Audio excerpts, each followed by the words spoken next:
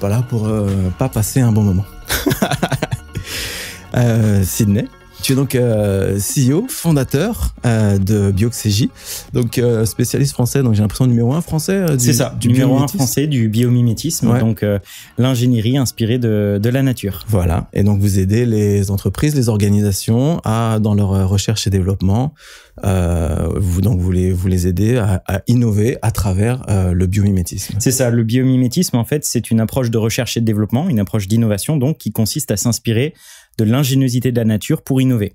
Donc, quand on parle d'ingéniosité de la nature, c'est la sophistication des mécanismes, des propriétés, des fonctions physico-chimiques qui existent chez les organismes vivants, qui par nature sont particulièrement optimisés.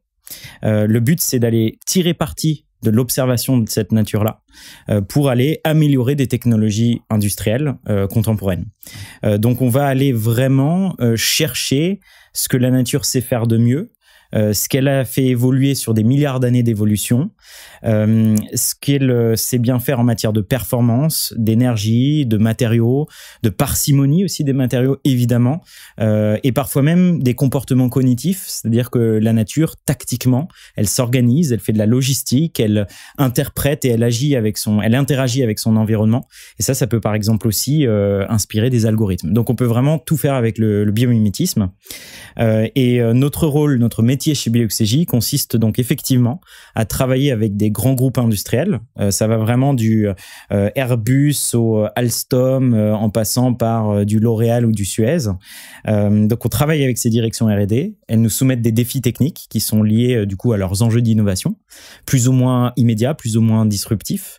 Et notre but, ça peut paraître effectivement très farfelu, mais c'est la magie en fait de notre métier, c'est d'aller regarder ce que la nature sait bien faire. Ouais. Alors moi, ça me paraît pas du tout farfelu. Ça, c'est un truc pour moi, genre, en fait, si tu veux, je me souviens, quand j'étais petit, j'avais un robot, je me rappelle plus le truc, j'avais un robot qui se transforme en avion.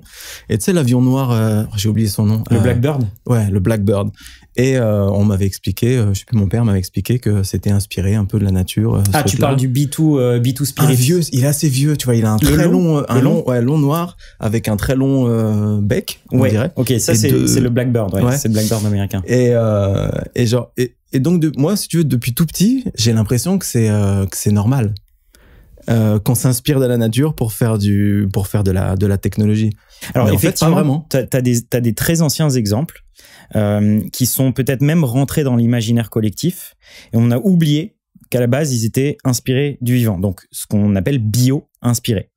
Le meilleur exemple, je pense, d'objet du quotidien ou de technologie du quotidien bio-inspiré, c'est le Scratch, donc le velcro, c'est ce que tu as sur tes chaussures. Ça, c'est un ingénieur suisse, Georges de Mestrel, qui dans les années 50, il me semble que c'était juste l'après-guerre, se balade en fait avec son chien dans les Alpes et il remarque que son chien rentre systématiquement avec des petites billes sur ses poils. Ces petites billes, il les observe au microscope et il identifie rapidement qu'il s'agit de fruits de la bardane.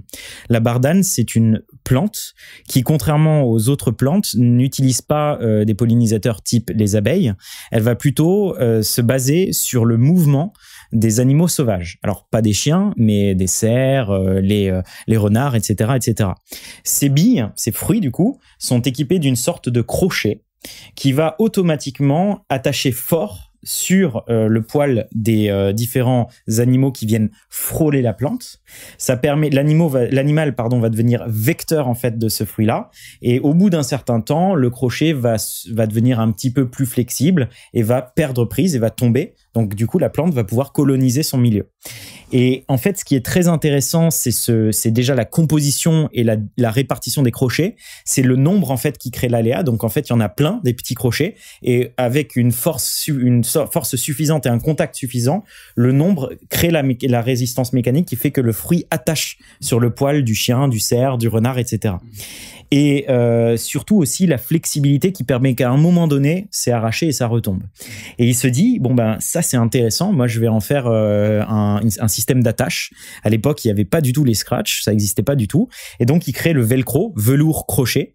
Il reproduit ce même système. Donc, une face pour reproduire les crochets du fruit de la bardane, qui sont tout simplement la partie rigide du scratch, si vous le regardez. Et l'autre partie qui est plus du coup le velours, qui reproduit le côté un petit peu plus soft des poils d'un animal sauvage. Et c'est comme ça qu'est né le fameux scratch que tout le monde utilise. Donc en fait, tout ça pour dire quoi? Que en fait, le biomimétisme, ça fait très longtemps qu'on en fait. Je pourrais citer plein d'autres exemples, notamment aussi la Tour Eiffel. C'est une très belle histoire, on pourra y revenir si tu veux. Léonard de Vinci, Clément Ader, des grands pionniers de l'aviation aussi, qui de manière assez intuitive observaient le vol, les principes de sustentation des animaux vivants, des volants. Donc pour Clément Ader, c'était la chauve-souris roussette des Indes, qui est une grande chauve-souris. Pour Léonard de Vinci, c'était des oiseaux principalement. Donc le biomimétisme a été déjà là depuis très longtemps.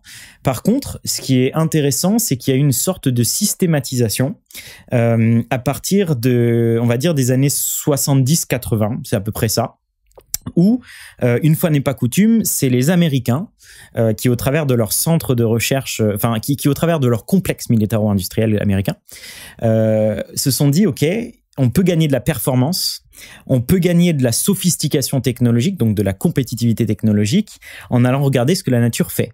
Et donc, au début, c'est des entreprises comme Boeing, Lockheed Martin, Northrop Grumman, et donc ces entreprises qui ont fait le B2 Spirit, le Blackbird, etc. Évidemment, la NASA et les grands centres de recherche type Harvard, Caltech, Georgia Tech, Virginia Tech, Stanford, et j'en passe, qui se sont mis à cette science bio-inspirée. Au début, ils ont fait de l'aérodynamisme, donc la science des écoulements dans un fluide, et donc aussi de l'hydrodynamisme. Hein. C'était des torpilles sous-marins, c'était des bouts d'ailes d'avion, c'était des profils aérodynamiques, etc. Et au fur et à mesure, ils ont commencé à faire de la chimie, de l'optique, ils ont fait de la thermique, ils ont fait plein d'autres domaines applicatifs. Donc, il y a eu un essor en fait de la science bio-inspirée depuis les années 70-80 environ. C'était conscient quand ils sont passés à la chimie, tout ça, c'était conscient que c'était bio-inspiré ou ils ont commencé à... Très honnêtement, là, tu me demandes un peu de refaire l'histoire. Je sais pas vraiment. Ouais. Je pense que ce qui est au travers, si tu veux, de la veille qu'on fait et des publications qu'on fait, on voit souvent que c'est des laboratoires qui sont généralement, qui ont parfois dans les entreprises rien à voir les uns avec les autres. Et donc, ce qui est très possible, c'est qu'il y a un chercheur qui a fait quelque chose, qui en parle à son collègue dans un département et sur un domaine tout à fait différent, et où son collègue, 2-3 étages plus bas à la machine à café, a compris qu'il y avait un intérêt sur ces cas applicatifs et qui se dit, tiens, bah moi je vais faire la même chose. Au final, en fait, c'est une évidence le biomimétisme. Quand on y réfléchit, c'est bon sang. Tellement. La nature, elle est pas du tout frugale, elle est en fait sophistiquée. Mais quand on y réfléchit, cette évidence, tu y parviens que quand tu fais un exercice d'humilité, pour les ingénieurs, pour l'être humain de manière générale, de se dire, ça fait des années que, au travers des révolutions industrielles successives, on a appris à artificialiser notre monde. C'est un micro artificiel, c'est une caméra artificielle. On utilise beaucoup de matériaux pétro-sourcés, des métaux, des choses qui sont complexes. On est allé vraiment chercher. On a conquis les mers, les cieux, les continents, etc. Cette artificialisation progressive a fait qu'on a oublié ce qu'on pourrait appeler finalement le livre de recettes de la nature. On a pensé aussi un monde industriel qui est très affranchi justement du reste du vivant. Et donc, il y a cet exercice, en fait, d'humilité qui consiste à se dire, est-ce qu'on commencerait pas, avant d'imaginer et de concevoir de manière artificielle, est-ce qu'on n'irait pas regarder et consulter finalement ce grimoire de la vie qui, finalement, peut avoir des bonnes recettes à nous donner? Ouais. C'est ça la philosophie, en tout cas, qu'il y a derrière le biomimétisme. Ouais. Chaque espèce est un espèce de grand livre qui peut nous apprendre plein de choses sur toute la recherche et développement qu'elle a fait depuis sa naissance, enfin la naissance de l'espèce, quoi. J'ai l'habitude de dire que la nature, c'est le plus expérimenté ou le plus ancien des laboratoires de recherche et de développement. C'est 3,8 milliards d'années d'expérience. Ouais. Alors évidemment, tout ça, c'est pas, il n'y a pas de finalité, c'est-à-dire que c'est des mécanismes aléatoires quand la nature en fait se développe. Il y a des organismes vivants qui survivent par rapport à d'autres, et c'est ce qui fait qu'au final il y a une sorte de travail d'essai-erreur. Mais quand on y réfléchit, l'essai-erreur, ça existe aussi en fait dans les laboratoires. Même si la finalité, l'objectif est fixé par les êtres humains, je veux avoir développé telle ou telle technologie, ce qui n'existe pas en fait comme ça dans le vivant en tant que tel. Au final, le résultat il est le même, c'est essai-erreur, prototypage, échec, et puis au final, tu as les meilleures solutions qui aboutissent. Donc voilà, c'est regarder un ancien laboratoire qui a déjà beaucoup d'expérience. C'est élégant aussi, c'est ça qu'il faut retenir. Il y a vraiment cette notion du compromis entre la performance et la sobriété, ou en tout cas l'efficience. C'est vraiment, je vais chercher le maximum avec le moins de matériaux, le moins d'énergie, le moins de process possible. Donc voilà, on pourra traiter des exemples si tu veux. J'ai donné celui du velcro, mais il y en a des beaucoup plus modernes. Donc voilà, je suis tombé là-dedans il y a maintenant 9 ans. Je me suis passionné pour ce domaine-là. À l'époque, moi, je travaillais dans le domaine automobile, et donc dans la recherche et développement automobile. Je suis tombé là-dedans, je me suis passionné pour ce sujet, et puis j'en ai créé Bioxégie. À la base, si j'ai bien compris, toi, t'as fait plutôt des études de management. Oui, c'est ça. En gros, quand t'as découvert le biomimétisme, au-delà de l'opportunité de business, qu'est-ce qui t'a touché? Ce que je t'ai dit, c'est que c'était la première fois que j'entendais le mot biomimétisme. Et quand tu découvres le biomimétisme, tu as une sorte d'éclairage sur la profondeur et la sophistication des mécanismes du vivant, de toutes les propriétés dans la nature. Tu n'arrêtes pas de te dire au quotidien, c'est génial, c'est génial, c'est génial. Tiens, je savais pas que tel animal faisait ça. Je connaissais pas l'existence de tel animal, telle plante, tel micro-organisme, etc. Donc, tu te rends compte de la magie, je vais le dire comme ça, la magie du vivant. Tu reconnectes un peu avec ton âme d'enfant. Et ce fossé cognitif que j'ai vécu m'a fait dire, en fait, au travers de toutes mes études, au travers du début de ma carrière dans des domaines ultra complexes, à faire de la belle R&D, je travaillais chez Porsche, donc c'est des très belles entreprises. Oui, tu as une rupture en fait du lien avec le vivant, et ça, je me souviens, c'est ce qui m'a au niveau des sensations, c'est ce que je retiens le plus. C'est cet enthousiasme énorme à reconnecter avec la vie, à reconnecter avec le reste des organismes vivants. J'aime à penser que, alors au quotidien c'est toujours très difficile, mais j'aime à penser que au moins dans certains de nos projets, on aura aussi réveillé un peu le regard d'enfant de certains des ingénieurs avec lesquels on travaille. Parfois, on a des témoignages en ce sens, des gars qui nous disent j'adore, j'ai bien aimé, ils utilisent des noms de code, ils appellent ça le projet papillon, le projet libellule, etc. Donc il y a un peu il y a un peu de magie derrière tout ça, et moi c'est ce qui m'a plu, c'est ce qui m'a beaucoup touché. Après, il y avait des considérations beaucoup plus pragmatiques, comme tu t'en doutes. Ces considérations pragmatiques, elles étaient déjà de l'ordre de tout ce qu'on a traité du potentiel technologique et scientifique, et puis évidemment du potentiel économique, parce que le biomimétisme, c'est pas qu'une philosophie, c'est des réalités industrielles qu'on vit depuis un certain temps, c'est peu d'experts à l'échelle mondiale, et puis surtout c'est un marché qui est quasiment infini. On a vraiment l'occasion de pouvoir complètement disrupter, complètement, si tu veux, chambouler les méthodes conventionnelles de faire de l'ingénierie. Moi, je l'ai vraiment senti, j'ai trouvé ça dingue. Et puis, en fait, il y avait des études qui étaient menées aussi sur le potentiel économique du biomimétisme, si tu veux, qui étaient chiffrées parfois à des milliards, des centaines de milliards aux États-Unis en matière de part dans le PIB. Enfin, tu avais des études quand même, il y avait des faisceaux intéressants.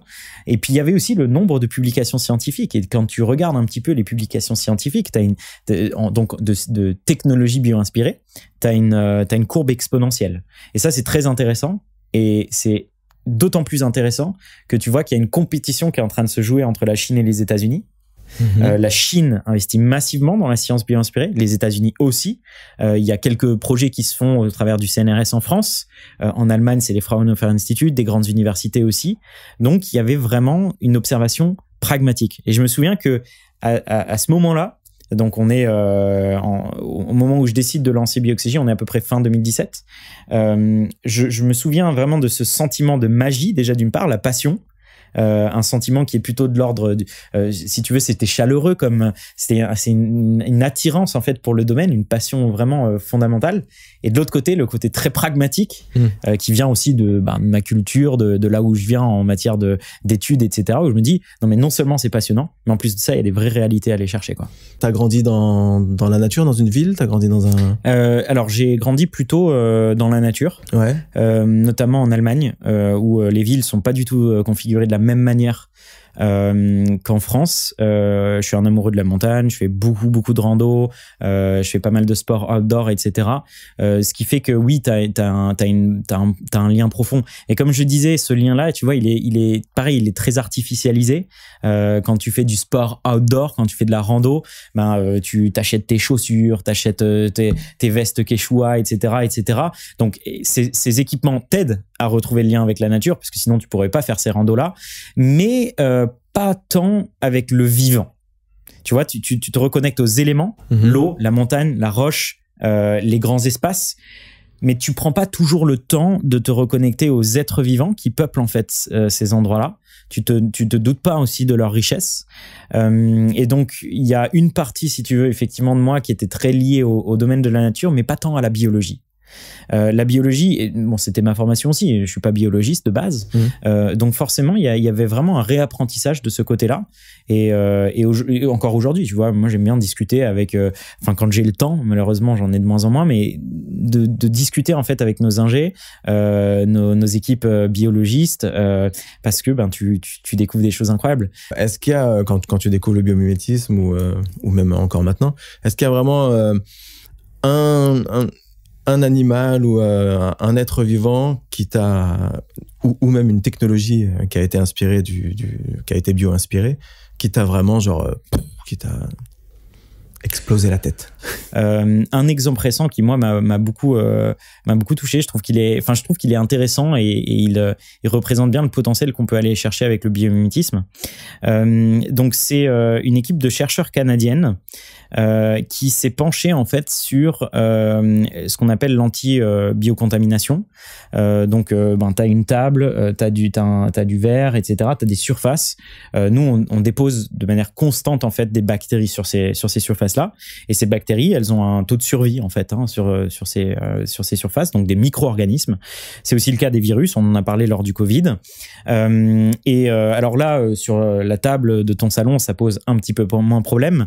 Là où ça pose problème, c'est par exemple dans le domaine du médical, dans le domaine des transports, etc., où on veut éviter que les surfaces, une barre de métro, un siège, une table, une poignée de porte, soient vecteurs en fait de maladies. C'est un gros problème notamment dans les hôpitaux. Alors comment est-ce que nous, les êtres humains, on fait? C'est qu'on met plein de produits chimiques.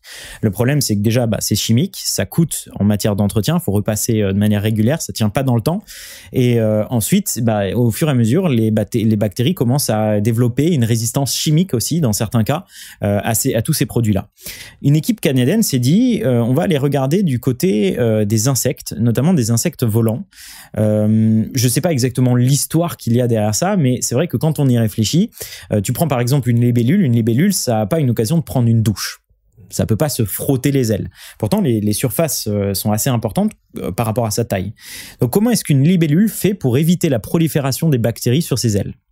Quand on regarde au microscope à balayage électronique, donc quand on met les moyens aussi d'observer le vivant à des fines échelles, on remarque qu'en fait sur la surface de l'aile, il y a des sortes de petits picots. Donc il faut imaginer des sortes de petits poils, presque un petit peu des pics, qui font, il me semble, c'est 50 nanomètres de diamètre.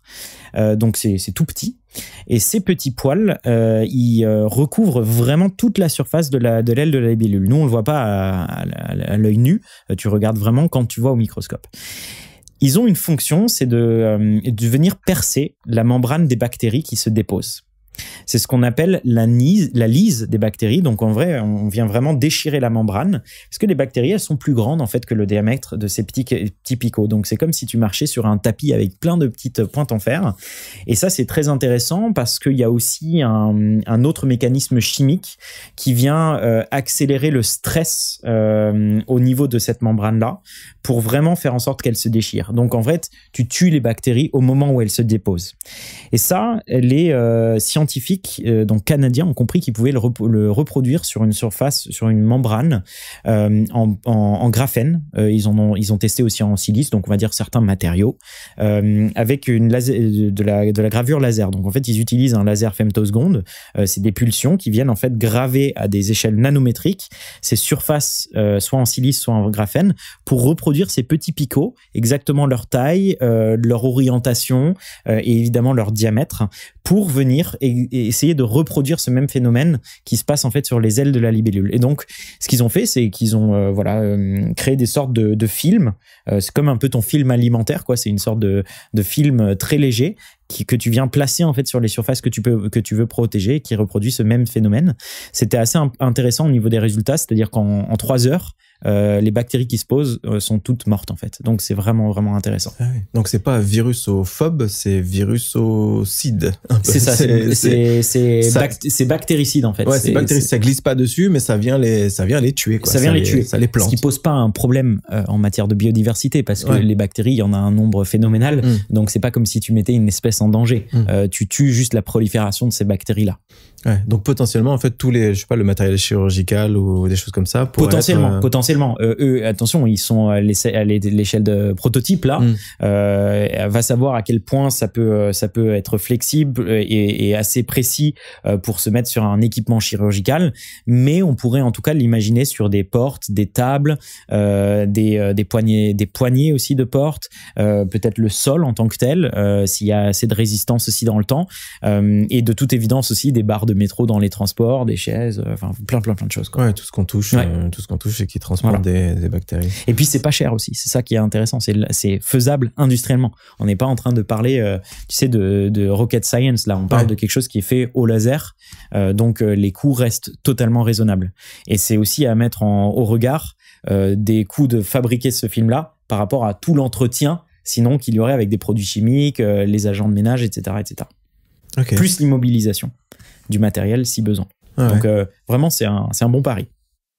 Il y en a une autre qui m'a bien marqué. Ça c'était vraiment au tout début de Bioxégie. C'était en fait et je trouve que ça parle vraiment bien. Tu vois ce que c'est qu'une luciole? C'est ces insectes en fait qui communiquent avec la lumière.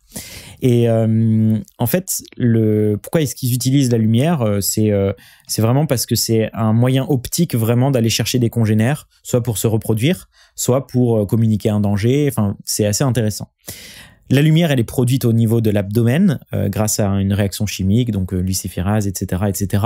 Je vais pas rentrer dans les détails. Cette réaction chimique-là, elle va être plus ou moins intense. Évidemment, plus tu veux une lumière qui est intense, plus tu veux qu'elle dure dans le temps, plus tu vas devoir consommer de l'énergie aussi pour produire cette lumière-là.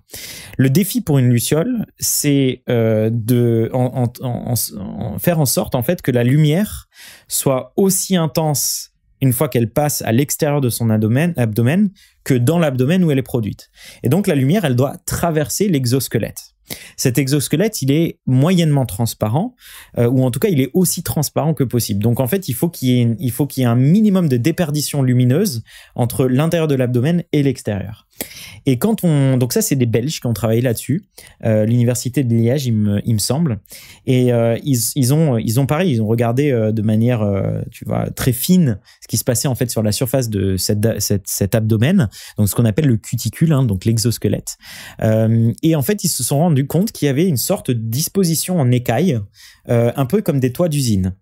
Et ces écailles-là, elles ont une forme et une taille et une orientation très particulière qui permet de créer un gradient optique, je vais le simplifier de cette manière-là, qui permet de créer un gradient optique qui fait qu'en fait, tu minimises les réflexions internes de la lumière. Donc concrètement, tu aides la lumière à passer d'un milieu à l'autre. L'interface est plus favorable en fait pour la transmission de cette lumière-là. Donc concrètement, ça fait que la luciole, 95% de la lumière qu'elle produit effectivement dans son abdomen est effectivement transmise à l'extérieur. Et ça, ces chercheurs belges se sont dit, en fait, nous, on va utiliser ça pour des LED. Les LED, c'est tous ces dispositifs lumineux. Je vois que là, t'as des guirlandes dans ton appart, etc. Les LED, en fait, c'est le dispositif lumineux et autour, t'as une coque. Et c'est exactement le même défi. Comment est-ce que tu fais pour faire en sorte que la coque, qui doit être rigide et qui peut pas être à 100% transparente, parce que sinon elle protège pas correctement en fait le dispositif lumineux, comment tu fais pour que la lumière soit, la transmission de la lumière soit maximisée? Ils ont reproduit sur une surface, il me semble que c'est du PDMS, mais je voudrais pas te dire de bêtises, on va dire un polymère. Ils ont reproduit ce système, en fait, d'écailles en toit d'usine qu'ils ont trouvé sur le bord de l'abdomen de la luciole sur des LED. Résultat des courses, ils ont réussi à obtenir les mêmes résultats, c'est-à-dire 95% de transmission lumineuse. Pourquoi c'est important? Pourquoi c'est une belle histoire? Parce que plus tu as de l'intensité lumineuse, plus tu peux aussi réduire à la base ta consommation énergétique pour produire cette lumière-là. Donc il y a un vrai intérêt à l'échelle macroéconomique et c'est là qu'on voit toute la promesse en fait du biomimétisme. L'efficience. Voilà, l'efficience, l'intelligence, les choses bien faites. Un exemple que j'adore, c'est l'araignée qui fait un fil, enfin un des matériaux les plus solides et les plus fantastiques. Ouais, c'est ça. En silence, à température ambiante. À pression, à température ambiante. À température ambiante. Et ça, c'est incroyable, quoi. Et puis, il y en a des sortes très variées.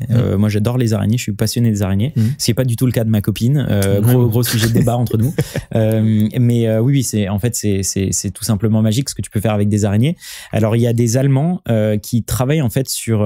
c'est une spin-off de l'Université technologique de Munich qui travaille en fait justement sur la reproduction à l'échelle industrielle de la soie d'araignée. Parce que en fait, on parle souvent du fil d'araignée, mais ce qui est intéressant, c'est la soie. C'est le matériau de base. Et la soie d'araignée, effectivement, selon la configuration et selon la manière dont elle est produite, tu peux en faire plein de choses. Tu peux remplacer de l'acier, tu peux remplacer des polymères, tu peux remplacer du bois éventuellement, tu peux remplacer vraiment pas mal de choses. La plupart des fils d'araignée sont très intéressants parce que ils sont extensibles. Et je crois que l'ordre de grandeur, c'est 150%. Et en même temps, ils sont beaucoup plus résistants que de l'acier. L'acier est pas extensible. L'acier, il est pas du tout recyclable. Il est pas flexible. Enfin, il est pas aussi flexible en tout cas que de la soie d'araignée, qu'un fil d'araignée. Donc c'est une sorte de matériau super pouvoir, ultra intéressant. Les travaux sont complexes en revanche. Et ça, c'est un vrai défi pour le biomimétisme. C'est comment est-ce que tu fais pour reproduire quelque chose qui se passe dans la nature sous certaines conditions particulières, avec une temporalité particulière aussi, avec des matériaux qui sont disponibles, peu chers, abondants, etc. Comment est-ce que tu fais pour rendre un modèle biologique, ce qu'on nous on appelle un système biologique de référence, accessible et industrialisable? Et là, tu vois, si je reprends l'exemple de la soie d'araignée, tu vois le vrai défi, parce que tu vas pas en fait cultiver des araignées. C'est pas possible. Tu peux pas mettre les araignées, c'est des animaux la plupart du temps qui sont très solitaires. Tu peux pas faire une sorte de ferme à araignées pour les faire produire de la soie. En fait, tu es obligé de modifier des bactéries E. coli. Donc tu fais des OGM, hein, tu vas modifier génétiquement les E. coli pour que elles te produisent en fait de la soie à grande échelle industrielle qui ressemble à celle qui est produite par les araignées. Donc en fait, tu utilises un autre organisme vivant pour produire la même chose que l'araignée. Ça, c'est possible. Okay. Mais donc du coup, tu as des problématiques de loi, puisque les OGM, tu peux pas faire n'importe quoi. Tu as des problématiques de coût. Comment est-ce que tu fais pour cultiver ces bactéries, pour faire en sorte qu'elles produisent assez? Mais après, c'est pas la soie, une fois qu'elle est créée, c'est bien, c'est intéressant. Mais il faut aussi la tisser d'une certaine manière pour obtenir un matériau qui soit compatible avec le secteur avec lequel tu travailles. Automobile, aéronautique, ferroviaire, construction, etc. Un peu comme du carbone. Tu es obligé de le tisser d'une certaine manière. Et ça, en fait, c'est actuellement l'objectif qui est fixé par cette spin-off AML Silk, il me semble. Okay. Spin-off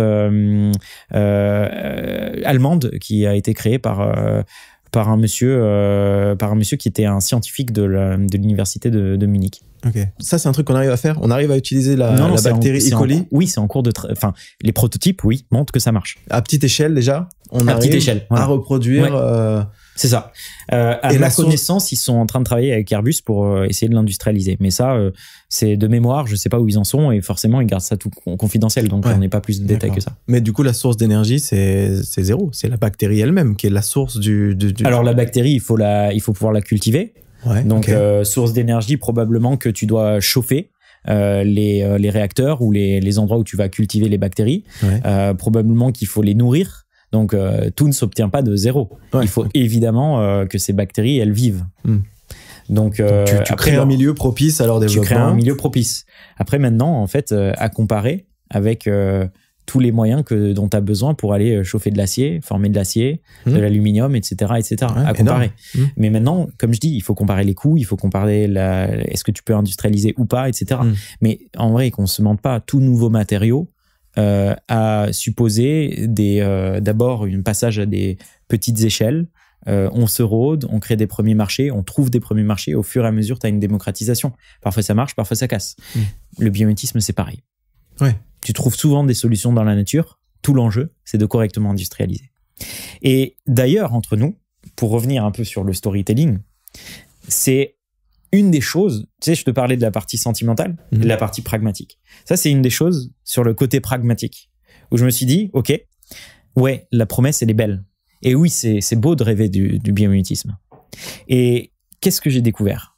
J'ai découvert qu'en fait, dans la plupart des cas, que ce soit en France, en Allemagne, aux Pays-Bas, en Suisse, même aux États-Unis dans une certaine mesure, tu avais beaucoup de gens qui parlaient de biomimétisme. Tu avais beaucoup de bouquins sur le biomimétisme. Tu avais beaucoup de podcasteurs. D'ailleurs, c'est pas mon métier, moi, je suis chef d'entreprise. Mais tu avais des podcasteurs, tu avais des conférenciers, il y avait beaucoup de TEDx sur le biomimétisme. Mais est-ce qu'il y avait des preuves concrètes, massives? Est-ce que les entreprises s'intéressaient au biomimétisme? Est-ce qu'elles utilisaient ça de manière systématique? Non. Aucune. Tu regardes même des entreprises comme Airbus ou des entreprises comme L'Oréal. Et je parle en connaissance de cause puisque c'est nos clients aujourd'hui. Même ces entreprises-là, elles étaient, une fois de temps en temps, tu avais un chercheur, un ingénieur qui faisait un beau projet. Mais on était loin d'une utilisation massive de la R&D bio-inspirée. On était loin d'une adoption aussi claire, affirmée que la digitalisation, l'intelligence artificielle, même la blockchain, etc. Et voilà, donc tu avais des assos, tu avais des instituts, etc. Mais tu n'avais pas vraiment de vrais acteurs avec une vraie expertise technologique bien inspirée. Et le chemin a été très long. Hein. Tu me dis que Airbus, par exemple, donc, qui fait des oiseaux de fer, en gros, oui, c'est ça. qui fait des oiseaux de fer, ils étaient pas plus que ça dans la comparaison avec la nature, dans le biomimétisme ou le bio-inspiré? Pas de manière massive. Okay. Tu avais des projets de temps en temps. Il y avait des beaux projets. Tu prends un projet récent de Airbus, c'est Fellowfly, qui consiste à reproduire le vol, la formation des oiseaux migrateurs, qui permet en fait, quand tu as une sorte de forme en V, je le simplifie, tu as une sorte de forme en V qui permet en fait de réduire la traînée générale quand tu prends le groupe dans son ensemble. Donc c'est un peu comme sur une course cycliste, tu fais des changements entre les différents individus pour avoir moins de résistance au vent, et dans l'ensemble tu consommes moins. Donc le but, c'est de se dire, est-ce qu'on ferait pas ça sur des formations d'avions qui vont d'un point A à un point B et qui utilisent les mêmes routes entre Paris et New York, entre Londres et New York, etc., pour réduire la consommation de kérosène et pour réduire aussi les coûts pour les compagnies aériennes. Mais donc, du coup, il y avait des projets comme ça. Il y avait des ingénieurs qui faisaient ça. Il y en a eu sur la science des matériaux chez Airbus. Il y en a eu sur les formes aérodynamiques, notamment en Boudel, etc. Il y a des choses qui se faisaient. Lufthansa Technik, donc c'est la branche technique de Lufthansa, a travaillé avec la DLR, qui est l'agence spatiale allemande, sur des sujets comme ça aussi. Donc il y a des programmes en cours, etc. Mais on était loin d'une utilisation vraiment massive. Et ça, c'est juste pour te parler d'Airbus et de L'Oréal.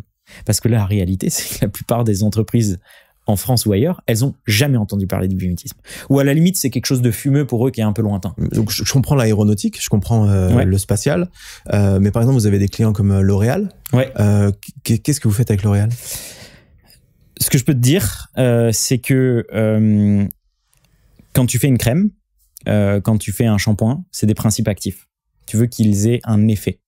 Tu veux qu'ils enlèvent du gras sur tes cheveux, tu veux qu'ils te protègent du soleil, tu veux qu'ils humidifient ta peau, tu veux dans certains cas éventuellement qu'ils t'enlèvent tes rides, des choses comme ça. Donc il faut imaginer que nous, on va aller chercher ces fonctions-là dans le vivant pour essayer de reproduire ça dans une crème. C'est ça qu'on fait avec le domaine du cosmétique. De la chimie. C'est plus dans la chimie, là. C'est plus de la chimie. Pas spécifiquement avec L'Oréal, je te prends la cosmétique de manière générale.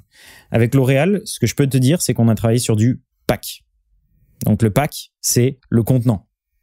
Pourquoi c'est intéressant ? Parce que le contenant, c'est beaucoup de plastique. C'est donc des matériaux pétrosourcés.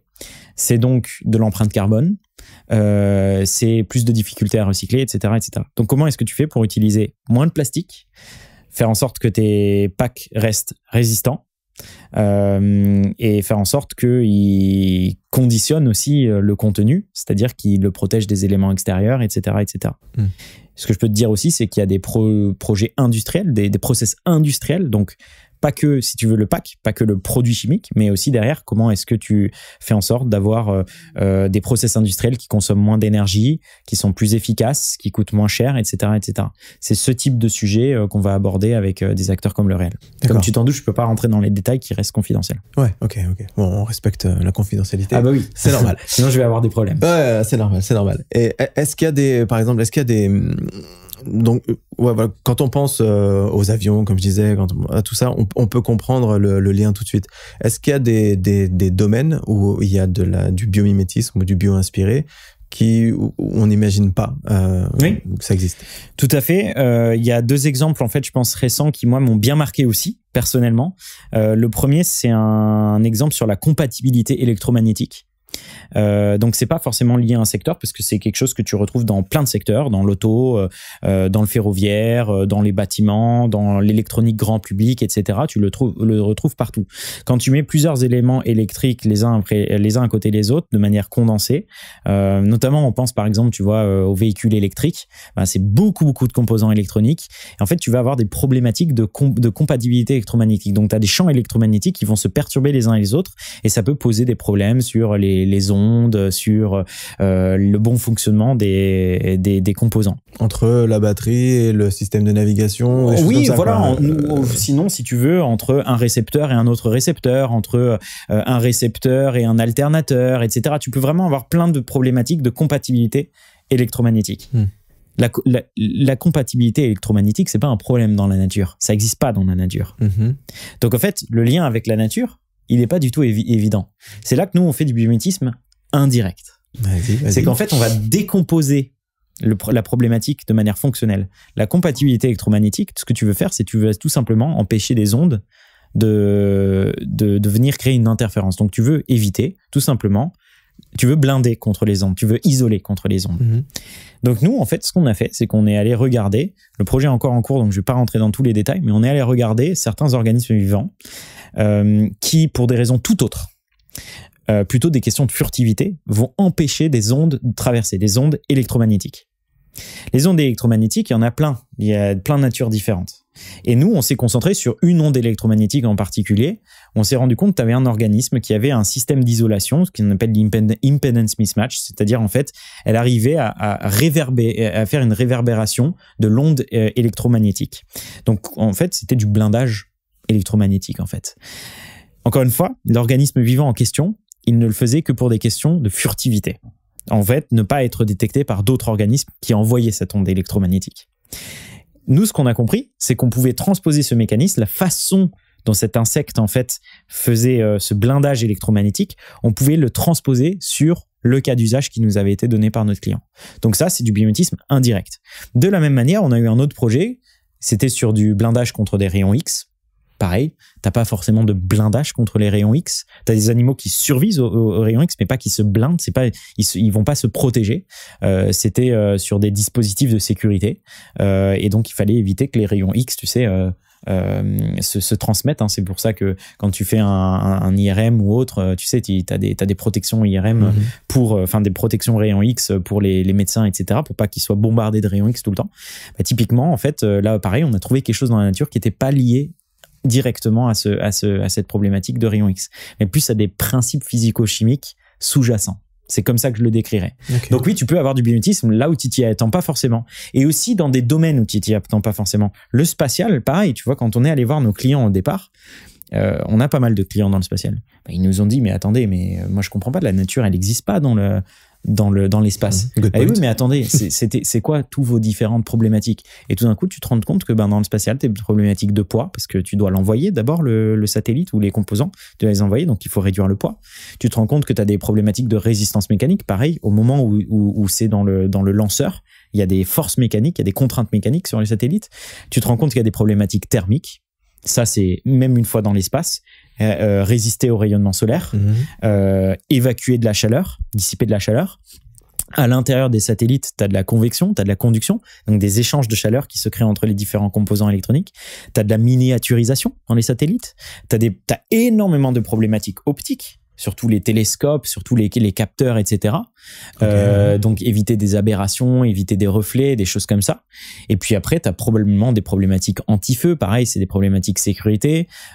Tu as des problématiques de compatibilité électromagnétique, on en a parlé. Donc en fait, quand tu décomposes un dispositif, oui, la nature ne fait pas de satellite. Oui, la nature ne va pas dans l'espace. Mais toutes les problématiques techniques que tu peux avoir dans un satellite, il y en a beaucoup qui se sont aussi retrouvées dans la nature. Dans un domaine tout à fait différent, sur Terre, sous la mer, dans les cieux, etc. Mais qui sont quand même présentes et sur lesquelles tu peux quand même avoir des solutions intéressantes. Et je dirais que ça a été facile pour nous de travailler avec le spatial et l'aéronautique par proximité et parce que ces entreprises, en fait, investissent pas mal en R&D.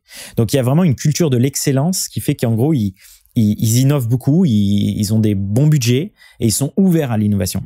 Parce qu'en fait, ils sont souvent sous contrainte. L'aéronautique, l'aérospatiale sont sous contrainte et ils savent que la nature est sous contrainte. Donc, si tu veux, il y avait plus d'ouverture là-dessus. Mais on a commencé là-dessus. Après, on est passé sur l'automobile. Après, on est allé dans l'énergie, dans le ferroviaire, dans le bâtiment et la construction, dans le textile, dans la cosmétique, dans le luxe, dans les biens de consommation. En fait, aujourd'hui, on travaille avec beaucoup d'acteurs et beaucoup de secteurs. Et d'ailleurs, pas qu'en France, parce que maintenant, on se développe un peu partout à l'international. Ok, c'est cool.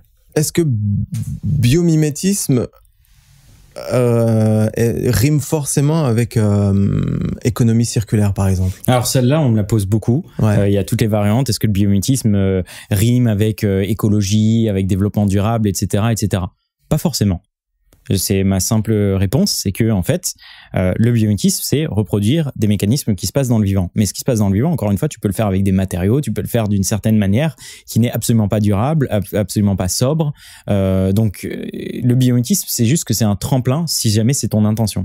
Donc, en fait, le biomimétisme, t'en fais ce que tu veux et ça dépend vraiment fondamentalement de ton intention. Et donc, par conséquent, il y a des normes sur le biomimétisme et puis il y a aussi des acteurs qui ont des intentions particulières. Voilà. Ok. Nous, on essaye de faire rimer, mais on est aussi tributaire du niveau d'ambition de nos partenaires, de nos clients.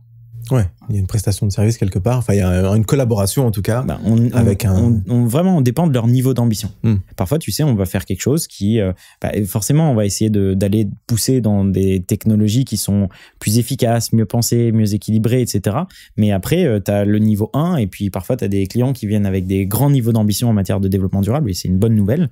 Et là, effectivement, on se fait plaisir. On va vraiment tirer le maximum du biomimétisme, c'est-à-dire vraiment aller dans le biosourcing, l'utilisation des mêmes molécules, des mêmes matériaux, etc.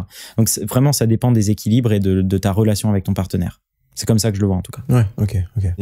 Est-ce qu'on peut faire un petit exercice? Je connais bien. Je trouve que là, pareil, le biomimétisme fonctionne bien avec l'architecture.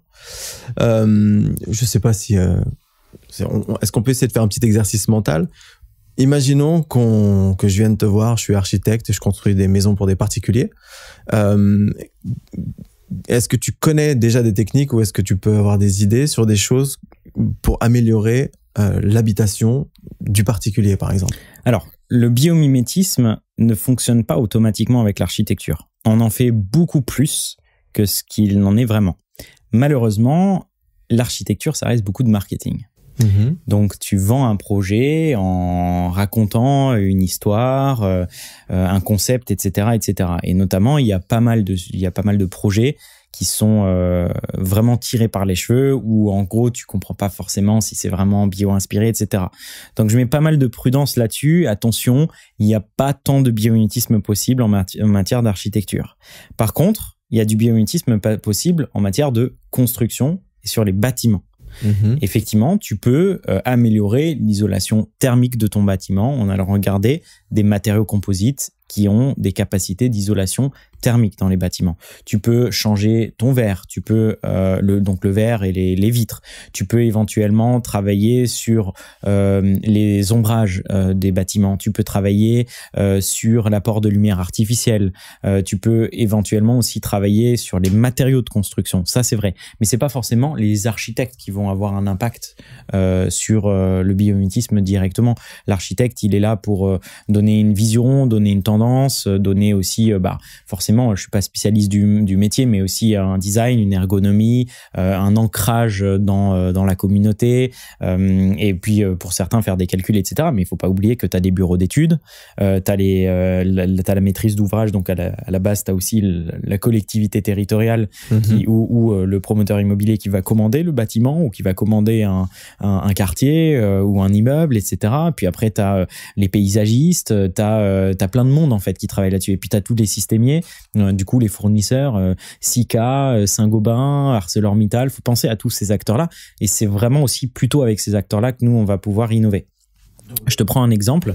On a travaillé avec un acteur qui s'appelle NGE, qui est un acteur du BTP. C'est la quatrième entreprise française dans le BTP. Eux, ils nous ont demandé de travailler sur le remplacement de la chaux vive. La chaux, c'est un matériau qui est très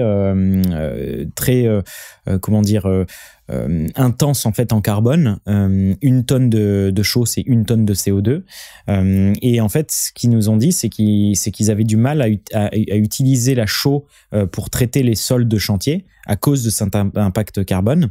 Et donc, ils nous ont dit, est-ce qu'on pourrait pas trouver une alternative? Et donc, ce qu'on est allé voir, c'est qu'on est allé voir des enzymes dans la salive des termites. Les termites, tu vois, c'est des organismes vivants qui font des gros nids, des termitières, qui font 6 mètres au-dessus du sol, 25 mètres sous terre. C'est donc, en fait, elles ont besoin d'agglomérer la terre et d'avoir une sorte d'agglomérant qui permet à la terre d'être mécaniquement très stable, résistante à l'humidité. Et puis, en fait, il faut que ça soit aussi biodégradable sous certaines conditions. On est allé voir les enzymes présentes dans la salive des termites pour comprendre qu'en fait, ça pouvait nous aider à synthétiser un matériau agglomérant qui remplacerait la chaux. On a fait ça. C'était un projet pendant 1 an. Donc, on s'est inspiré de ces salives de termites. On leur a proposé un nouveau matériau remplaçant la chaux. Résultat des courses, moins 70% de CO2. Ils ont utilisé ça sur des premiers chantiers. Ça a été un vrai succès. On a gagné un prix des travaux publics grâce à ça, avec eux. Donc, c'est un beau projet. Mais tu vois, c'est pas avec l'architecte qu'on a travaillé. C'est avec la matière première. NGE. C'est avec, c'est sur les matières premières qu'ils voulaient bien l'utiliser d'ailleurs et sur lesquelles NGE s'est senti aussi impliqué. Le domaine de la construction, c'est un domaine qui est vraiment un confetti d'acteurs. Donc, c'est pas que les architectes. Après, les architectes peuvent faire des choses. Je me souviens qu'il y a eu un beau projet. Alors, c'est pas Bioxygie qui a travaillé là-dessus, mais c'est un projet qui a été initié. Il me semble que c'était en Égypte, où en fait, t'as un architecte qui est allé s'inspirer des cactus torches. Les cactus torches, c'est des grands cactus très longs comme ça, cylindriques, qui ont des sortes de stries sur leur surface. Ces stries, en fait, elles permettent de créer déjà de l'ombre en fait par intermittence, puisque tu as en fait une surface exposée et une surface qui n'est pas exposée. Donc, c'est une alternative de surface convexe et concave. En fait, c'est un petit peu comme ça que ça fonctionne. Et en fait, c'est cette alternative de surface exposée, surface ombragée, etc., va créer un différentiel de température qui va créer en fait des flux convectifs passifs, des sortes un peu, il faut imaginer presque un peu des vortex invisibles, qui permettent en fait d'aérer la surface de ventiler la surface de manière passive. C'est juste le différentiel de température qui crée ça. Et ça permet de réduire la surface du cactus et donc de réduire sa température corporelle, enfin, la température de l'intérieur du cactus, et donc de réguler thermiquement sa surface, puisque la plante doit se réguler thermiquement. Le cactus, c'est comme ça que ça fonctionne. Et donc, ils se sont dit, nous, on va réutiliser ça sur des surfaces, en fait, exposées plein sud, des grandes surfaces vitrées.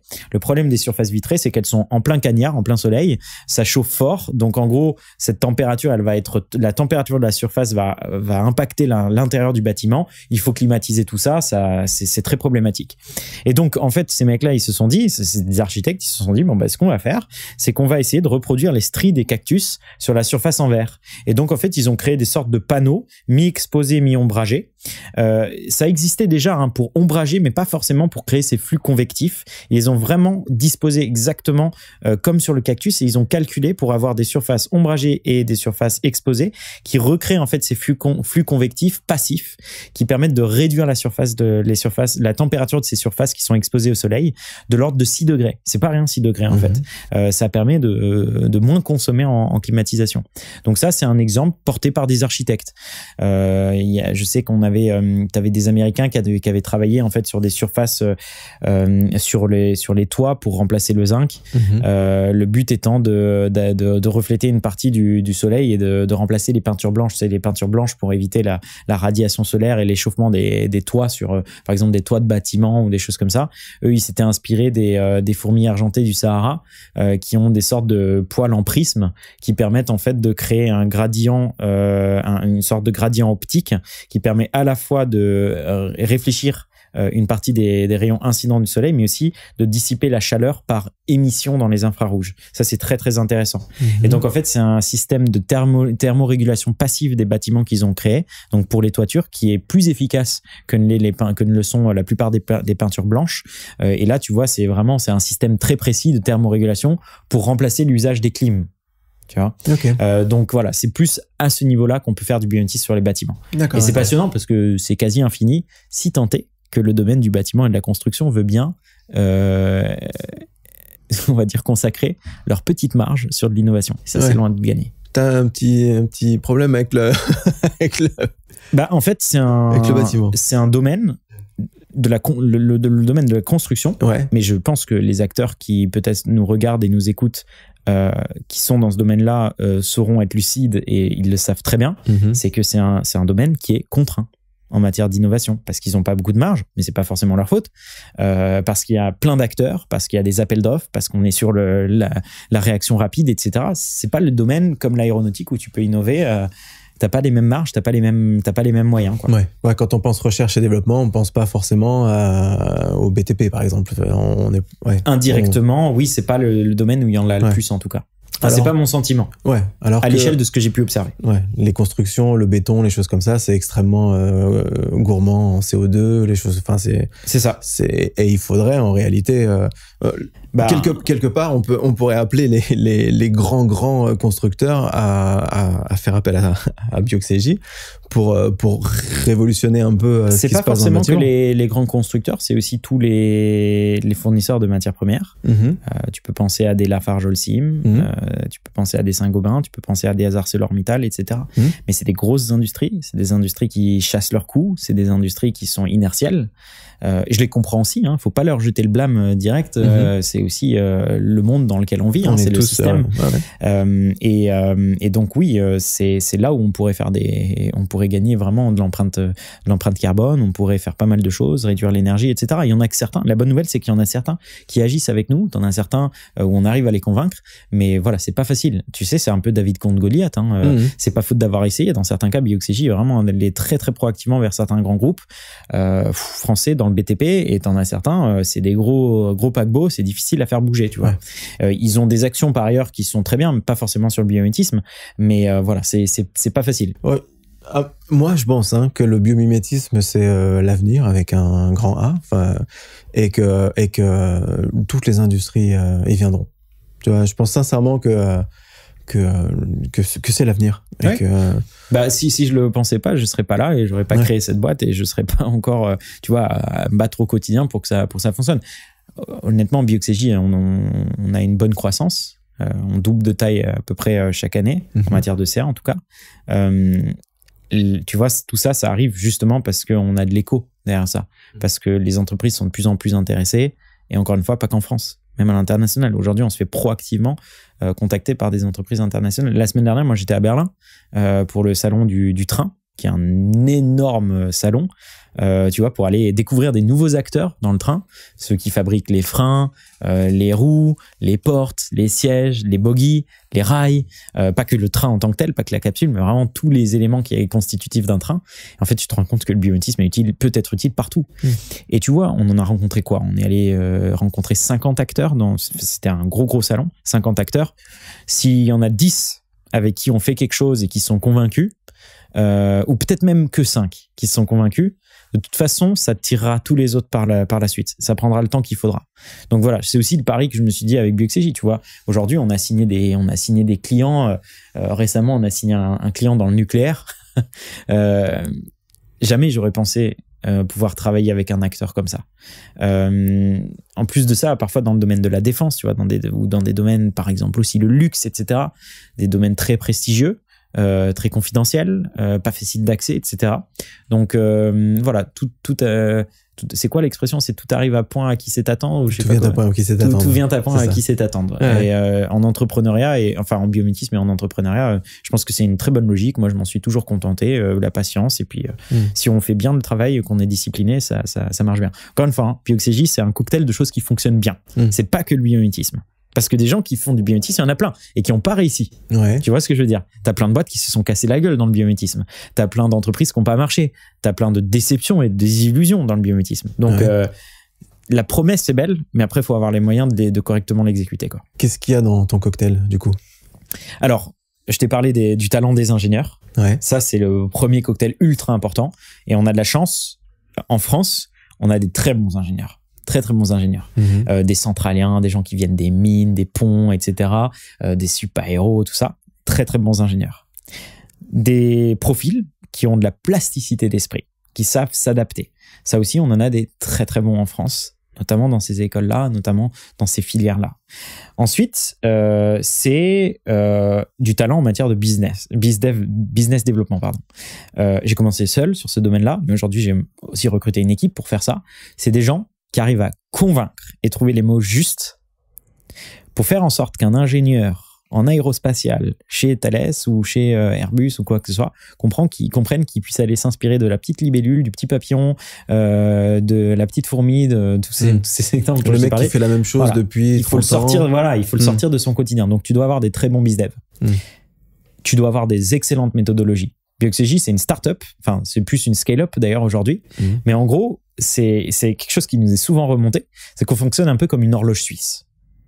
Parce que, en gros, on est méga rodé en tant qu'entreprise. On a des méthodes, on a des fonctionnements, c'est très huilé. En fait, il y a une discipline à avoir pour cette entreprise. Tu travailles pas avec les clients, tous les clients que tu as pu citer, les Schneider Electric, les Alstom, les trucs comme ça. Tu travailles pas avec les directions R&D de ces entreprises, tu fais pas des beaux projets si t'es pas discipliné et si t'apportes pas des résultats. Donc il y a un savoir-faire, il y a de la patience derrière ça. Si tu veux, il y a vraiment une amour du travail bien fait, un amour du travail bien fait. Il y a évidemment beaucoup de biologie, donc c'est la capacité en fait à aller chercher les modèles dans le vivant, etc., etc. Mais pareil, il y a beaucoup de méthodologie pour aller faire des investigations biologiques, tu vois, faire de la fouille de modèles biologiques. Parce que vous vous basez sur des recherches qui se font dans le monde entier. En fait, nous, nos équipes, c'est pas celles qui vont aller sur le terrain au Costa Rica étudier un insecte, etc. Nous, on va travailler sur les publications scientifiques de biologistes locaux. Donc, il faut savoir bien les trouver. Il y a de la flexibilité de start-up. Tu vois, nous, on n'échappe pas à la règle. C'est pas parce qu'on fait du biomimétisme qu'on n'implémente pas un max d'IA, d'automatisation, d'outils neufs, etc., etc. Donc, l'entreprise, opérationnellement, elle va aussi très vite. Il y a de la chance, très honnêtement. Il y a aussi de la chance. Parfois, on tombe sur des bonnes personnes au bon moment, qui ont la bonne envie, le bon budget. Il y a du bon management. Je t'ai parlé des talents, des différents talents qu'on a. Forcément, ces personnes-là, il faut savoir les manager. Si je prends un peu de recul, je pense qu'une des choses que Bioxégie réussit bien, qu'on a bien réussi, c'est le fait qu'on donne leur chance à des profils qui sont des profils jeunes, la plupart du temps. Et on les laisse en fait s'exprimer, on essaye le mieux possible, on essaye du mieux qu'on peut en tout cas, les laisser s'exprimer et leur laisser leur chance.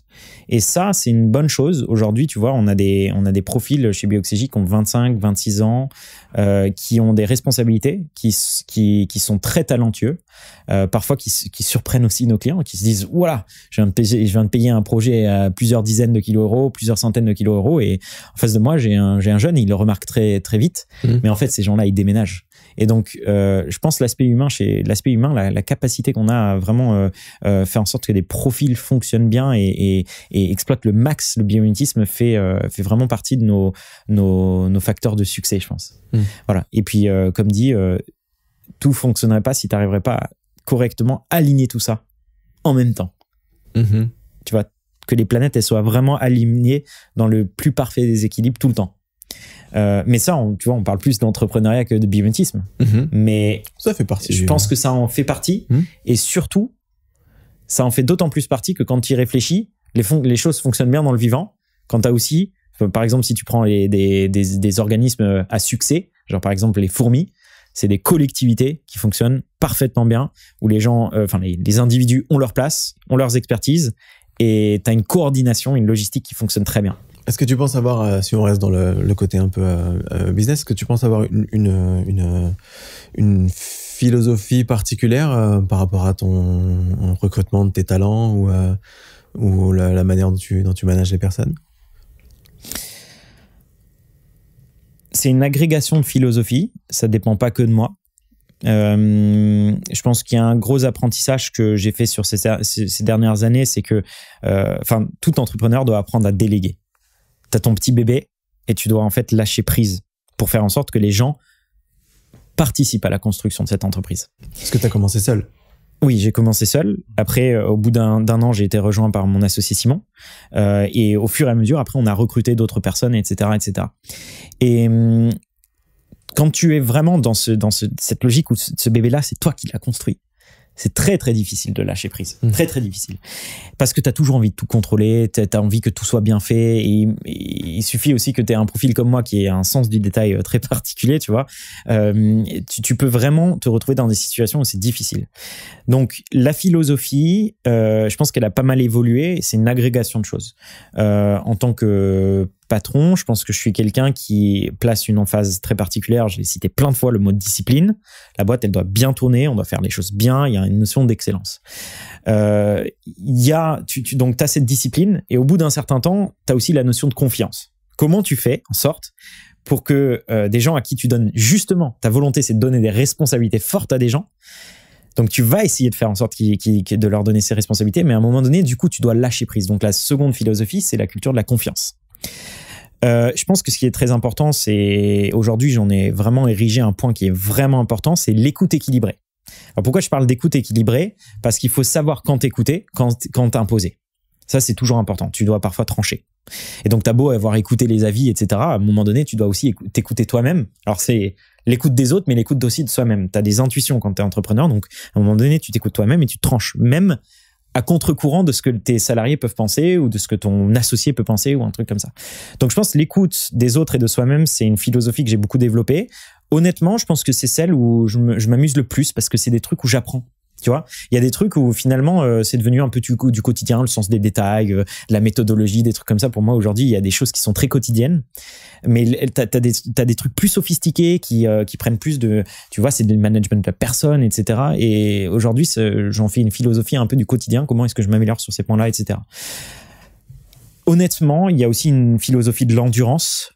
J'ai toujours considéré que tu n'obtiens rien sans rien. Il y a personne qui t'attend dans le domaine quand t'es entrepreneur, etc. T'as personne qui va t'aider. Enfin, si, évidemment, t'as des subventions, des choses comme ça, et t'as des proches qui t'aident, etc. Mais en fait, les gens, ils t'attendent pas, en fait, tout simplement. Et donc, il y a une culture de l'endurance et de l'échec qui est très classique. Somme toute, t'entendras plein de podcasts là-dessus. Et je pense qu'on sous-estime finalement à quel point il faut être patient en entrepreneuriat, à quel point il faut, faut vraiment passer certains obstacles très complexes. Et donc, cette culture de la résilience, je pense que c'est quelque chose qui, moi, me définit bien. C'est une philosophie que j'essaye de m'imposer. J'essaye de l'imposer aussi à l'entreprise. Et honnêtement, je pense qu'ils le vivent eux-mêmes. Encore une fois, le BMT, c'est pas facile. Donc, on connaît des échecs, on connaît des rejets, on connaît des clients ingrats, difficiles parfois, heureusement pas tous. Mais donc, du coup, oui, cette philosophie de la résilience, elle est bien. Et la dernière philosophie, je pense que c'est aussi celle de l'autonomie stratégique. BioXCJ, je l'ai construit avec mon capital, puis après avec celui de mon associé. C'est une boîte qui a une croissance organique. On a toujours été indépendant. Et je m'amusais, très honnêtement. Et on a vu les résultats. Hein. Je m'amusais de cette culture du hype des startups françaises, de la French Tech. Un tel a levé combien, un tel a levé tellement. Et puis on fait des classements. Et puis les médias, ils te font des classements à droite, à gauche sur qui est-ce qui a levé des fonds, etc. Mais c'est quoi être entrepreneur? Avant qu'on ait ce hype-là des entrepreneurs, il y en avait au début du 19e siècle, au début du 20e siècle, etc. Des familles qui ont créé des belles aventures industrielles. Il n'y avait pas cette culture de la levée des fonds. Il n'y avait pas cette culture-là. On avançait une entreprise progressivement. On allait chercher des marchés, on allait chercher de la rentabilité, ou on allait prouver de la rentabilité pour chercher éventuellement des fonds, et notamment des fonds auprès des banques, auprès d'investisseurs, etc. Il n'y avait pas cette culture de l'argent facile avec toutes ces annonces, etc. Moi, il y a une philosophie que je me suis fixée et que j'essaye de tenir le plus longtemps possible, c'est plus on est indépendant, plus on se rend service à nous-mêmes, plus on évite des pressions externes. Évidemment, ça ne veut pas dire qu'on passera à côté d'une levée de fonds. Un jour ou l'autre, ça sera obligatoire, même tu vois, quand on va lever nos propres quand on va développer nos propres technologies, etc. Mais j'arriverai avec un rapport de force qui est beaucoup plus important. Et je pense que cette culture en fait de l'indépendance et de l'autonomie de décision, c'est quelque chose qui a été philosophiquement très ancré chez mon associé et moi-même, et qui est pas forcément toujours facile à défendre auprès des médias, même parfois auprès des salariés, etc. Mais qui nous a beaucoup rendu service. Et du coup, dans le système, vous fonctionnez avec des licences. Quand vous faites un partenariat avec une entreprise, vous déposez des brevets. Alors oui, on dépose des brevets avec les entreprises. Alors, tu as plusieurs façons de fonctionner. La première, c'est l'entreprise, elle dépose un brevet pour elle-même. Et nous, on est juste prestataire. Tu as une autre façon qui est de co-développer les choses, c'est-à-dire on dépose conjointement un brevet, on exploite conjointement des licences dans des domaines respectifs. Et la dernière possibilité, celle qu'on est en train d'explorer avec Bioxégie, c'est de développer nos propres technologies en anticipant des besoins de nos industriels. À force, on les connaît. On développe nous-mêmes nos propres technologies sur nos fonds, ou en allant chercher des prêts, éventuellement des fonds externes, etc., pour déposer des brevets et ensuite vendre les brevets ou vendre des licences sur ces brevets-là à nos clients. Vous anticipez un besoin potentiel. Totalement. Et en fait, aujourd'hui, on commence à les connaître leurs problématiques aux industriels. Ouais. Et donc, en fait, je suis même sûr que parfois, il y en aurait certains qui seraient très contents qu'on développe ça tout seul et qui viennent une fois qu'on a réussi. Quitte à payer plus. La licence. Et on leur vend la licence. Ouais. Donc, en fait, je pense que c'est là que se situe l'avenir principal de Bioxégie. Et c'est là où, effectivement, c'est pas possible de faire de l'organique là-dessus. Ça prendra du temps. Je pense qu'il y aura des aventures industrielles toutes nouvelles pour nous. Et c'est là où se situe le futur pour Bioxégie. C'est là où se situent, moi, mes espoirs, mes rêves au quotidien, etc. Et encore une fois, je t'ai parlé de la philosophie de la patience. C'est qu'aujourd'hui, je sais très bien que il faut patienter, que pour l'instant, on est dans ce métier serviciel, etc., que ça a apporté déjà beaucoup de bonheur dans ma vie. Honnêtement, on a eu des super aventures, ça marche ultra bien. Il y a pareil le lot d'obstacles et de challenges derrière ça, mais en fait, ça fait maintenant plus de 7 ans, bientôt 8, que je suis dans ce domaine. Et honnêtement, tu vois, j'ai patienté très longtemps. Le succès, la visibilité, le salaire, tout ça, c'est pas arrivé tout de suite du jour au lendemain. En fait, j'ai dû attendre vraiment. Il faut garder son sang-froid parfois. J'ai dû attendre très longtemps. Et au fur et à mesure, tu vois, il y a des nouveaux horizons en fait qui se dessinent en fait pour Bioxégie. J'avais même un rêve à un moment donné, peut-être qu'on y retournera parce que c'est encore un petit peu complexe, mais c'est de se dire, tu vois, on a certains clients avec lesquels on travaille, avec lesquels on fait des beaux projets, on utilise un organisme vivant, c'est pour inspirer une nouvelle technologie, de se dire, le client, en fait, après, il rétribue une partie de la plus-value de ce projet-là à son inventeur entre guillemets, initial, qui est du coup la nature ou cet organisme vivant. Est-ce que c'est pour de la protection, de la préservation? Tu vois, parfois on s'inspire d'organismes qui sont menacés ou qui sont sous contrainte.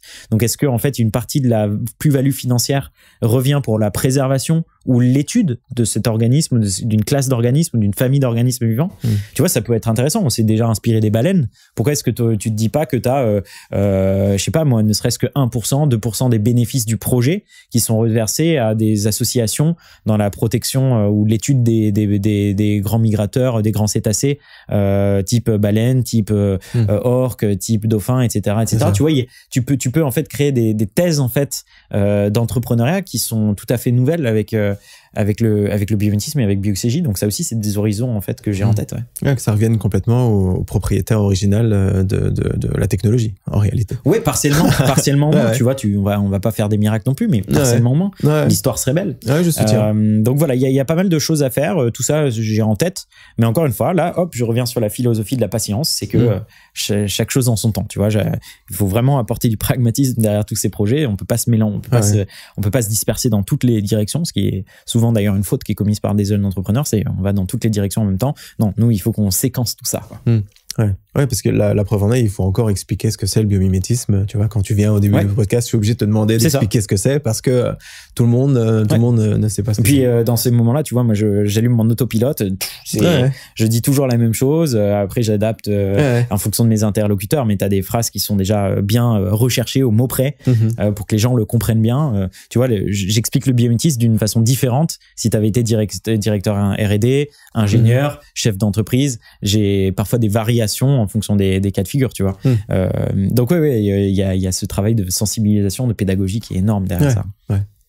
Et alors si on change complètement de truc, imaginons, je sais pas, on se projette dans une société, on se projette un peu dans le futur, dans une centaine d'années, on applique le biomimétisme à l'ensemble de la société, que ce soit l'éducation, la hiérarchie, le bâtiment, les technologies. Dans quel type de société tu penses qu'on peut vivre dans une centaine d'années si vraiment on applique le biomimétisme jusqu'au bout? C'est l'imaginaire collectif, je pense qu'on souhaite tous. C'est une société qui industriellement est plus sobre, plus équilibrée, qui arrive à recycler des matériaux, qui arrive à faire des boucles circulaires beaucoup plus importantes, qui arrive à réduire sa toxicité chimique, pareil, matériaux, etc., l'innocuité, moins de maladies, une proximité plus importante au reste du vivant, mais qui continue en fait à progresser, à répondre à certains besoins. Après maintenant, est-ce que ces besoins ils sont en évolution et en progrès, donc une artificialisation du besoin, ou au contraire est-ce qu'on va être sur des choses plus essentielles? Tout ne dépend pas du biomimétisme. Mais je pense qu'en fait la boussole qui est fondamentale dans le biomimétisme, c'est vraiment cette boussole de se dire il y a des choses qui ont fonctionné sur des milliards d'années, qui ont bien fonctionné, qui sont bien équilibrées, et à l'inverse,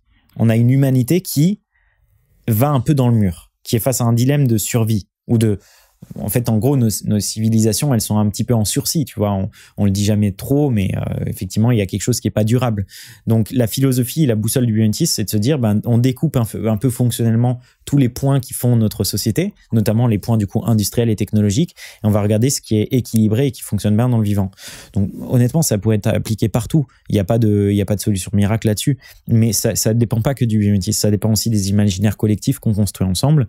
Ça dépend aussi de nos volontés politiques. On le voit bien, tu vois, c'est des débats éternels, que ce soit en France ou ailleurs, sur qu'est-ce qu'on souhaite en fait comme vie collective, qu'est-ce qu'on souhaite en matière de consommation. Tu vois, le biomimétisme il peut être utile pour remplacer un matériau dans un consommable. On parlait de cosmétiques, on parlait de biens de conso, on peut parler de sport, on peut parler d'électronique grand public, etc., etc. Ça, le biomimétisme, oui, ça pourrait être utile et ça va aller si tu veux, en croissance. On va de plus en plus travailler dans plein de domaines. En tout cas, moi, je l'espère pour Bioxégie aussi. Mais la question fondamentale de société, c'est de se dire aussi, est-ce que tu as besoin de ce nouveau téléphone? Est-ce que tu as besoin de ce nouveau consommable, etc. Et ça, c'est pas Bioxégie, c'est pas le biomimétisme qui va y répondre. C'est un projet commun de société, en fait. Donc, le biomimétisme, il va juste servir, en fait, je pense, de moyen et de boussole un peu d'humilité vis-à-vis du vivant, mais après, il dépendra de la trajectoire qui est prise par l'ensemble de la société, je pense. Enfin, en tout cas, moi, je le vois comme ça de manière un peu plus pragmatique. Ouais, complètement. Je pense qu'il y a vraiment cette histoire d'humilité. Effectivement, l'homme s'est longtemps pris pour le centre du monde, et on a doucement réalisé que c'était pas le cas du tout. Le biomimétisme, c'est juste le fait de se réémerveiller de la nature et de revenir à cette chose-là. Je pense que tout ça va vers le bon chemin pour tout simplement finalement créer une société qui soit un peu meilleure, avec de l'humilité, avec des choses inspirées par la nature, se réémerveiller, et donc je trouve que ce que vous faites tous chez Bioxégie là, c'est important. Et voilà, je te remercie, et je vous remercie tous d'être sur la bonne voie et de contribuer pour moi, vous contribuez à un futur qui soit meilleur. Ouais. Merci beaucoup pour ce compliment. Et je peux donner un petit conseil peut-être pour terminer. Vas-y. Et un conseil tu sais, on demande souvent des conseils de lecture en fin de podcast et tout. J'ai un conseil de visionnage. C'est un excellent reportage qui avait été fait par Arte Ça doit durer, ça doit dater d'il y a 4 ans déjà, je pense. C'est l'homme, virgule, ou l'humain, quoi, virgule, une espèce à part. Et en fait, c'est un ultra bon doc qui dure peut-être 40-45 minutes. C'est une claque d'humilité par rapport au reste du vivant. Super bon reportage. Moi, il m'a beaucoup plu et donc je conseille à tout le monde de le regarder. Il est très profond, il est ultra intéressant en plus, tu vois, il est vraiment passionnant. Donc voilà, c'est un conseil de visionnage pour bien terminer, quoi. Ouais, merci beaucoup. Je l'ai vu, il dure même une demi-heure, je crois. C'est juste 30 minutes. Ouais, voilà, tu vois, il est pas long. Et pareil, clac. Je suis d'accord avec tout ça. Merci Sidney. Merci à toi pour l'accueil. Merci à tout le monde qui était là aussi. Et puis plein de bonnes choses pour l'avenir.